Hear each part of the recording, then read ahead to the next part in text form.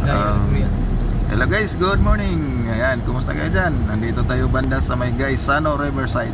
Ayan guys, ito, Gaisano Riverside. Ayan, dito tayo. Punta tayo ng GGC Port. GGC Port. Ayan, para makapunta rin kayo dito sa pantalan ng Ormoc sa port ng GGC. Yan sa unahan. So, kamusta kayo guys? Patuloy pa rin tayo guys. Yan. Kamusta kayo dyan? Pakita ko lang yung dinadaanan namin. Wala ibang content eh. So dito muna tayo. Habang nagbiyahe, so gawa tayo ng video para kay Mita. Ayan guys. Tulad ko guys, patuloy pa rin tayo. Patuloy pa rin tayo sa paggawa ng mga video.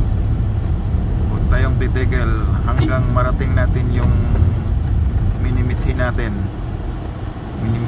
sa buhay. Yung parang inambisyon na rin.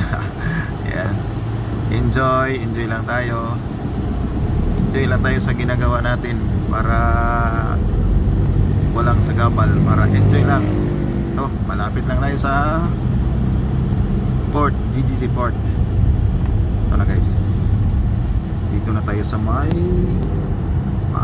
sa dagat. Tingnan guys, ang linaw ng dagat ng port ng GGC. Ayan. Magandang tingnan, diba? Nagbo-blue yung dagat. Ayan guys. Ayan, malapit na tayo sa port.